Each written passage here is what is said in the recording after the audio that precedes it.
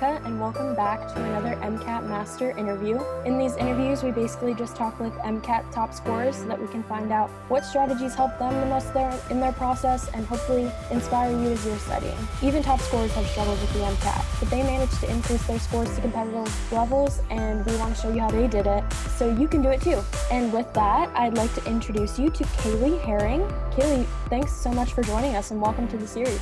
Thank you, Monica. Thanks for having me. Of course. Awesome. Well, we're really excited to hear from you. Before we launch in, here's a little bit of background information on Kaylee. So when Kaylee first started studying for the MCAT, she was worried that she wouldn't have enough time to study and was overwhelmed by a busy schedule on top of preparing for the exam. And then all of this culminated in her scoring a 498 at the beginning of her prep, which was definitely not as high as she wanted it to be. So going forward from there, she began to focus on developing efficient study strategies and was able to raise her score to an astounding 514 by her test date. That's a 16-point increase, which is extremely impressive. So in this interview, we're just going to dive into understanding exactly how she studied, how she scheduled her prep, what strategies she used for each section, and so much more. So with that, let's get started.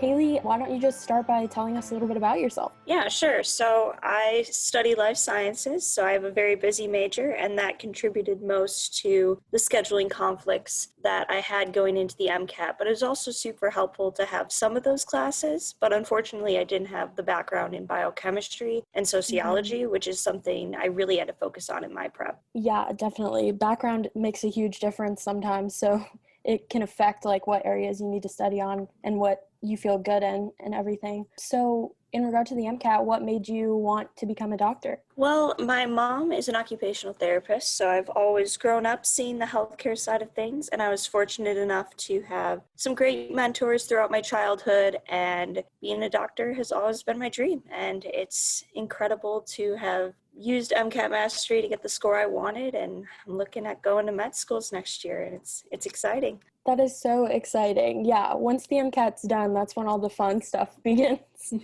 So let's talk about the MCAT, like your MCAT experience. Where were you when you first started prepping? Like, what was going on in your life at that time? Let's see, lots of school. I had about 20 credits. I had some student clubs. I had some extracurricular sports, trying to balance that with family. And then on top of studying for the MCAT, it felt overwhelming, I'm not going to lie. Yeah, definitely. So you were in school when you started studying? Yes, I was a junior in my undergraduate. Okay. So did you take the MCAT this past summer or was it? This spring. I took it in March, so it was actually the last full test before COVID-19 kind of messed with the schedule. Okay, I was going to ask. That's good. So you got to take the full-length exam. Yes. Okay, not got to, but good to know, yeah, because the exams shortened now. So when you started studying, did you have a certain score goal that you were trying to reach? My pre-med advisor always told us that we needed to score above 510 to be really competitive, so my score goal was above 510. Okay, that's a pretty good score goal, for the school, all the schools, and looking at all of that. So when you started, you were scoring around 498, or where were you, I guess? Yeah, I was in the high 400s, the next couple tests, the low 500s. It was really frustrating for me because I really felt like I had a strong grasp on the content, but I definitely wasn't there where I needed to be with the test-taking strategies. Yeah, definitely. So you started your study schedule with content at first? Yes. Early on, I was doing a lot of content, a lot of flashcards. The Kaplan books were really helpful, watched videos online. That's all good, but the biggest thing I took away was that the earlier you start practice questions, the better off you're going to be. And that's something I would change if I were to go back and redo my study schedule. Yeah, definitely. It's important to have the content background, but the strategy and practice is super important as well. So what was your study schedule like in regard to what you did each day, I guess? Yeah, so the majority of my studying I did on the weekends. It was tough to set aside friends and all of that for a couple months, but this, like I said, it's been a goal of mine for a long time. So for a couple of months, weekends were exclusively MCAT. I would use my Saturdays to take a full-length practice test. Leading up to the test, I had about 6 weeks where every Saturday I'd sit down and take a full-length practice test with the same time intervals, same everything. And then on Sunday, I would spend the entire day reviewing it. And that's another huge thing that I would say in your prep is you need to review your practice tests thoroughly, not just go over what you got wrong, but also what you got right and why you got it wrong and why you got it right. So I would use the rest of the week then to, if I couldn't finish my review on Sunday, it would bleed over into Monday, I'd finish it up. And then every night after I finished my schoolwork, I'd sit down and do at least 50 discrete practice questions. And that was my study schedule in the weeks leading up to the MCAT. Wow, yeah, that's awesome. Definitely lots of full-length practice tests, which is, something we usually recommend, so that's awesome. So what kind of materials and resources did you use, especially in regard to the full lengths and all that? Yeah, so Kaplan has a free full length and also a free half length, so I used both of those. And then AAMC has 4 full length. It might be different now that they changed it for COVID, but when I was taking it, they had 4 full-length practice tests. Those are like gold, so I would use those only when I felt like I had really learned new content. And then in the interim weekends, I would use whatever I could find. There were a couple of websites, if you just search like full-length MCAT. There's a couple websites that offer some good ones, and some are better than others, but really for me, it was just sitting down and getting used to being in a testing mode for that long. Oh yeah, definitely. Testing endurance is like super important. So Absolutely. yeah. So you said some of the tests were like not lower quality, but maybe just not as representative. You want to expand on that a little bit, maybe? Yeah, so certain companies, like if you take a Kaplan test, it's written, you can tell it's written a little bit differently than how AAMC writes theirs. I found that the other ones I've taken definitely tested on more discrete knowledge, and they were very specific questions, whereas AAMC is more interested in how you can apply relatively simpler concepts. But it's still good practice to do those test questions for sure. Right. Practice is practice, but Practice is practice. Of course. Were there any other resources that you used other than the practice tests that you would recommend? The test bank, the AMC test banks, you can use those. I use those question packs to make my own full-length tests when I started to run out of tests. Oh, wow. How did you go about that? That's really cool. So there's 59 questions in each section, right? So I would just take a couple from the chemistry pack, a couple from the biology. The ratio wasn't really specific. It was more, did I have the correct amount of questions for each section? And that's what I used them for. And they might not be like the same content distribution of testing, but again, practice is practice. Yeah. And you would time it when you took it? Yep, still? I'd time it on my phone because I knew by that point I had taken so many tests, so I was pretty familiar. Yeah. But yep. Yeah, that's really smart. I've never heard that. That's so cool. And again, like endurance, like you could do the section packs like one at a time, but again, it's building that endurance, especially for the 8-hour exam. Yes. So at the start of your prep, we've kind of talked about, you were kind of having struggles because you had focused on content and you had to transition to strategy. So was that one of your biggest challenges, or? It was definitely one of my biggest challenges because when I was reviewing my earlier tests, when I was getting those low scores like the 490s, low 500s, I would review it and I'd be like, wait, I knew the answer. I knew this content. I knew this piece of knowledge. I just didn't know that's what the question was asking. And once I was able to kind of get through that, that was a big turning point in my prep. Yeah. What helped you get through that? One thing that really helped me was meditation. That was something I had never considered, but then there are so many advocates of it through MCAT Mastery. I was like, I'm going to give it a try. What do I have to lose? And that really helped keep my mind centered while I was taking the test, so I could just focus on that and kind of block everything else out. And so I definitely recommend that. Yeah. So you did it like during the exam, like a couple seconds of just like clearing your mind before a question, or do you mean like outside of the exam? Outside of the exam. So I tried to make it a habit to do it, to meditate every 10 minutes, like for 10 minutes every day. And then during the exam itself, before I would click start on each section, I take a deep breath, calm, focused, hit start, and then get rolling. Yeah, exactly. Both types are super helpful, especially like you can go into panic mode when you first start the exam. So just having that moment of like peace and quiet in your mind. That's awesome. Were there any other challenges that you like ran into during your prep? I guess the big other challenge I would say would be just managing time. Like I said, I had to make a lot of sacrifices. Your friends are going out. There's other classes you have to study for. I had exams in other classes, and it's Right. really prioritizing and just managing time well. But once I kind of got in the rhythm, you kind of get used to it, and you know it's only temporary, and it will pay off, and it's definitely worth it. Yeah, definitely. But how many months like did you study for your exam? I think it ended up being about 3 to 4. So I took Okay. my first full-length practice test in November, and then my actual test was in March. Okay, very cool. Just curious about that because, like you said, you were a full-time student. So if it had been like 1 month, that would have been crazy. So yeah, 3 months seems like a solid 3 to 4 months, a very solid amount of time to like be doing all of that, especially with your other classes and extracurriculars and everything. So you kind of mentioned this already, but was there anything, I guess, during your prep that you wish you had done a little bit differently other than the content strategy? I wish I would have taken my first practice test sooner, because then I would have gotten an idea Mhm. of for what I was studying for.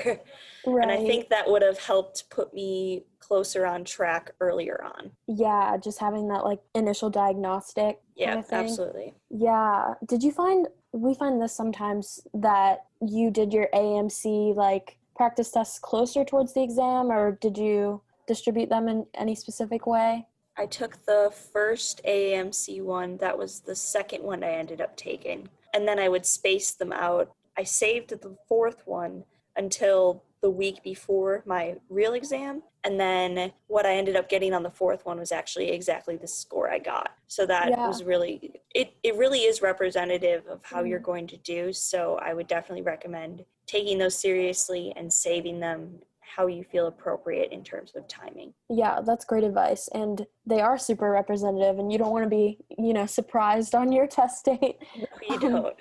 that's awesome. Very cool. So, I guess in regard to our listeners, and there's probably a lot of people right now who might have maybe are starting studying and are very unsure about the process and what's going on. Do you have any advice for them, just general advice for how to go about it and what to do to, get through this? Yeah, no, it's daunting when you first, Hmm. it's a very ambiguous thing to study for, but I think if you take a diagnostic test, you can kind of see what you're studying. What helped me, there's a lot of pre-med communities online, like if you look on Reddit and some sites like that, Hmm. people kind of sharing their best practices, mnemonics for certain concepts, study guides, they were like handwritten. I thought that was really helpful, and it also made me Hmm. feel connected to others who were going through the same thing. Yeah, even just like a support system Yep. that's, I mean, these people are online, but they are, they're going through the same thing that you are, which is comforting. Yes. Yeah, so let's talk about your score itself. So you got a 514 overall. Amazing, very impressive. And your high score was a 130 in Psych Soc, which is awesome. So can you just expand a little bit more on how you studied for that section in particular? Yeah, that one, that was my favorite section, interestingly enough. I find psychology very interesting. And like I said, I didn't have a sociology background, so I really focused on gathering those concepts through the sources that I had. And how I studied for that was I read the Kaplan psych book in detail, took notes, did all the questions throughout it. And then once I had that, I took, when I was taking my practice test, whenever I got something wrong, I'd look it up, and then I'd look up all the other answer choices too. That's really important, because Hmm. then more than likely you're not going to see the same question on the concept you missed, but you're going to see something else in the answer choice bank. And after I had taken enough tests, I was kind of starting to get a feel for the kind of questions they would ask in that section. I became more comfortable with it. Yeah, that's awesome. So, do you think the fact that you enjoyed it contributed at all to like how well you did as well? I think so. I mean, I definitely enjoyed the biology section too. That's my favorite in terms of content. And then the Yeah. chemistry, not so much. So I guess to an extent, but at the same time, whether you enjoy it or not, they're going to test you on it. So, Right, you can't prevent that, but yeah. maybe it'll help you find it a little bit more interesting, at least, because they're all Yeah. passages. Yeah, well, that's a perfect segue. You got a 129 in bio, also awesome score. So how did you study for that? What did you like about it as well? I'm definitely a nerd at heart. I find all the biology incredibly interesting, especially the cell biology. Yeah. How I studied for that was Khan Academy videos on Mm-hmm. YouTube, and they explain the biological processes really well. They have great diagrams, and I'm a very visual learner, so that really helped me, and that was my main source of content for that section. Yeah, and you would just watch the videos and go through those, maybe take notes. Yep. Very cool. It's as simple as that. That's awesome. And there's a lot of figures and stuff in that section as well. So for visual learners, like very important to Yep. figure out what's going on with those. All right. So for ChemPhys, you said you didn't enjoy that one as much, but you still did pretty well in it. So how did you do that? I don't enjoy physics as much. That's why I say Okay. that I really don't enjoy that section. But for that, it was brushing up on the equations because I hadn't taken Mm-hmm. general chemistry in a couple years. And then once I got the equations down, then seeing the questions, they're like identifying keywords that are associated with those equations. So if I can't think of a specific example right now, but if it's Okay. been a while, thankfully. But if they started talking about something a certain way, you could kind of lead yourself to, okay, what did they give me? And what simple equation do I have that could solve this problem? Because Mm-hmm. one problem I had is I would just make it way too complex, and they're not looking for that. It will always be something relatively simple. It's just knowing how to identify that. Yeah, and that can even be general advice too for that section. Like the answer is somewhere in the passage. Like Yes. always remember that. So Mhm. yeah, that's just great advice overall for any section, especially the sciencey ones. Yeah. So in regard to cars, the final section that we're going to talk about, what did you think about that section? How did you study for it? Did you enjoy that one as much or? Yeah, so I'm not going to say I didn't enjoy it, and I know it's a notoriously hard section. Mhm. And what's most frustrating for me is that I actually was scoring a lot higher on cars in my practice tests than I did on the actual exam day. So I felt like it kind of depended on what passages you're handed, but that's just, Yeah. I mean, that is what it is. And you can definitely you can study for cars. Just because you can't study content doesn't mean you can't study strategy. I tried a couple Mhm. different things. I would try not reading the passage at first and then reading the questions and trying to go back. I would try reading the passage quickly and then trying to answer the questions.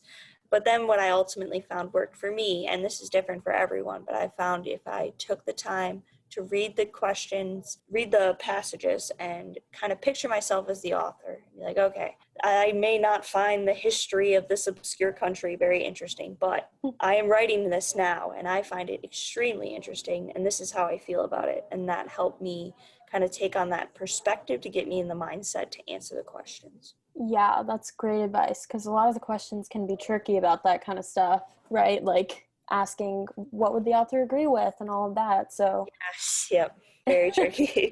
right. So making sure that you understand really what they would and wouldn't say is important. Yeah, and there's a lot of different strategies for cars. So I'm glad you mentioned several of them and that it is individualized to each person as well, which is true. Yeah, so walk us through your MCAT day now. So you got to the exam, you had been preparing a lot with practice tests and everything. So how did you feel? Yeah, my test day, it was actually good. It was, like I said, I'd been taking a lot of full-length practice exams, and I purposely put them on Saturday because my test day I knew was on a Saturday. Yeah. I was wearing the same thing that I wore to my actual test, so I tried to make everything as easy as I could leading up to the test to just kind of keep calm. So got to the Yeah. testing center, checked in, put my stuff in my locker, did the whole palm scan thing, which was kind of neat. And then once I got in, I would recommend they have they had big headphones or they had earplugs, at least in the testing center I was in. I recommend the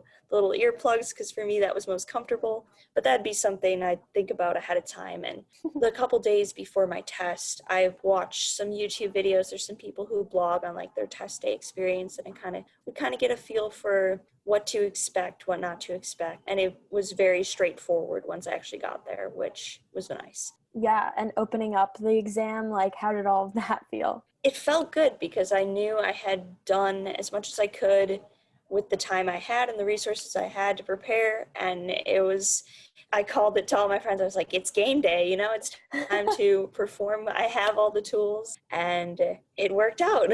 Yeah, that's a great way to think about it, like thinking about all of those months of preparation that you'd done beforehand and being confident, like you're there.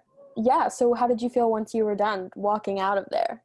It was a little surreal. I was like, wow, I just finished my MCAT. That's pretty cool. And then the weeks after that, I tried to keep I had plenty of schoolwork to keep me busy, tried not to think about it. And then before I knew it, scores were out, and I wasn't surprised by my score because I knew based on my last practice exam, kind of the range I was going to fall in. Yeah, that's awesome. So you had like kind of an idea of what you were going to get, but how did it feel regardless? It felt good. It was definitely, the MCAT is definitely a huge hurdle in the pre-med journey, and it feels good to have been rewarded for the work that I put in. Yeah, it's a huge, it can be a huge obstacle. So being done and having done well, it has to feel good, It's good. It still feels good. Yeah, to this day, still feeling good about it. So what are your plans for the short and long-term future? Where are you going to be in 5 to 10 years? Probably, something medical school related, but just in general. Yeah, so right now, like I said, I just submitted my applications, going into the interview process at the moment. And then hopefully by spring, I'll know where I'm going. And in terms of 5 years, I'll just be finishing up. 10 years, hopefully I'll be in a surgical specialty. That's always been the plan, but I'm excited to see where this journey is going to take me. That's so awesome. We're really excited for you too. And you're done with the MCAT, so you get to do all the fun stuff now.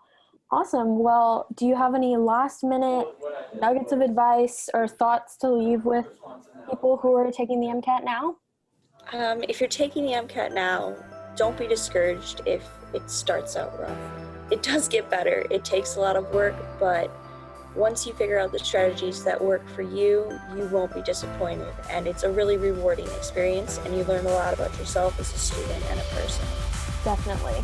Thanks so much for saying that. And I think that's all we have time for. Thanks so much again for joining us, Kaylee. And good luck with everything going forward. And thanks so much to all of our listeners. Good luck studying, everyone. Hey everyone, this is Monica again, and before you go, I just want to remind you that if you're not receiving our daily free MCAT strategy and success story emails yet, definitely be sure to sign up for those at mcatmastery.net/free course. In addition to that, if you feel like you might need personalized help with the exam and would like to have an MCAT mentor kind of look at your situation and help you identify exactly what's holding your score back, you can look into that too at mcatmastery.net/mcatmentors. And lastly, and most importantly, we just want you guys to know that you have what it takes to succeed on this exam. We know the MCAT is intimidating, and when you get a score that's lower than you expected on a practice or on the real thing, it's so easy to feel discouraged or frustrated or even hopeless about the exam. We get it. A lot of us have been there. So we want to give you the guidance that we wish we'd had when we were in your shoes. And that's what these interviews are for. That's what our emails are for. We want you guys to be able to feel confident again. And most importantly, be able to see that med school admission is possible and it's not out of your reach at all. So thanks again for listening. And remember that every top scorer, every med student, and every doctor made it through this journey. So you can do it too. You guys got this.